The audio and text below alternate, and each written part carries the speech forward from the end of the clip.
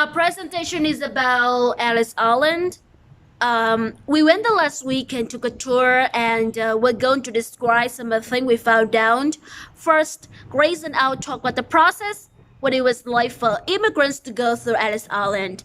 And then Melissa going to talk about her family experience, doing research into her background.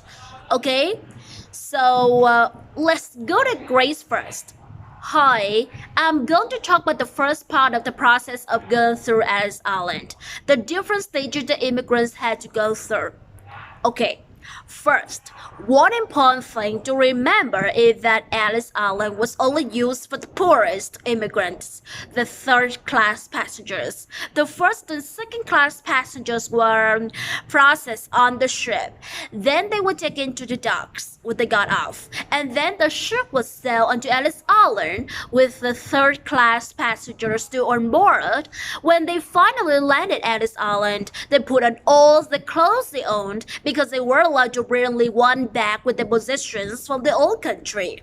People brought in all kinds of things, like you would see musical instrument or samovars, pots for making tea. Some people brought earth from the old country too, or plants, vines for example for growing grapes. Then the first place they got to was a dining hall where they were given a meal that it was paid for by the steamship companies. People who came through Ellis Island always remember the meal. The food was apparently quite good, but it was also strange for many of them. Some people had never tasted ice cream or seen an orange or banana, for example. And then after that, the inspections began, and Arnie is going to tell you about that part. Arnie? Thank you. Okay. After the meal, the passenger would leave the bags and go up a staircase to the rail hall. And as they walk past, inspectors would watch them carefully to see if they were weak or sick. If someone was sick, they would send them to the hospital. There was a hospital in Ellis Island as well until they got better. They also would detain children, young women, and old people traveling along. About 20% of people were held back, often for health reasons, but most were released after a day or two or when someone came to pick them up. In the Great Hall, they waited in line for hours, sometimes as long as 5 hours. They were crowded together and it was often very hot and very loud, you can imagine. As many as 2,000 people, all talking in so many languages. Then, when they finally got to the top of the line, the inspectors asked them questions like, where do you come from? Where are you going? Is somebody waiting for you? That kind of thing.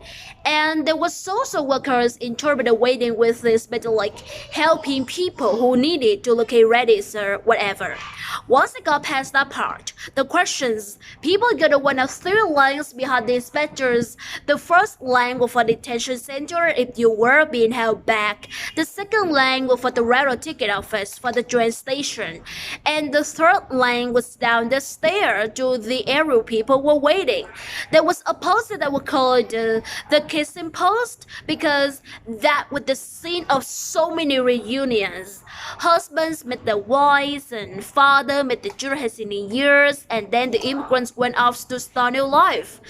So now to let Melissa talk about her family experience tracing the ancestors.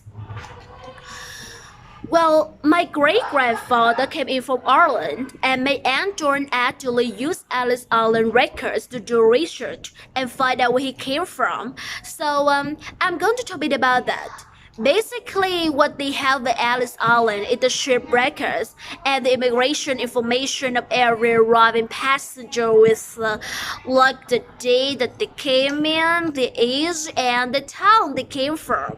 So if you know, for example, your ancestor's name, the year they arrived, or where he or she came from, you can look them up. So that's what we did. My Aunt John wanted to know more about her grandfather. My great-grandfather, he died before I was born, but apparently he was a great musician. He played the fiddle and sang at family events. So John knew that he came from Cork in Ireland, but she didn't know where in Cork because she never spoke about it. So Joan went to Ellis Island Records and she found my great grandfather's name and it gave the name of the town that he came from. So she went to Ireland and visited the town a couple of years ago. She got more information when she was there and eventually she found a living relative, a cousin that she didn't know she had. It was great because she'd always want to know more about her grandfather had come from. So that's all we had time for, but we hope that you enjoy presentations. Thank you.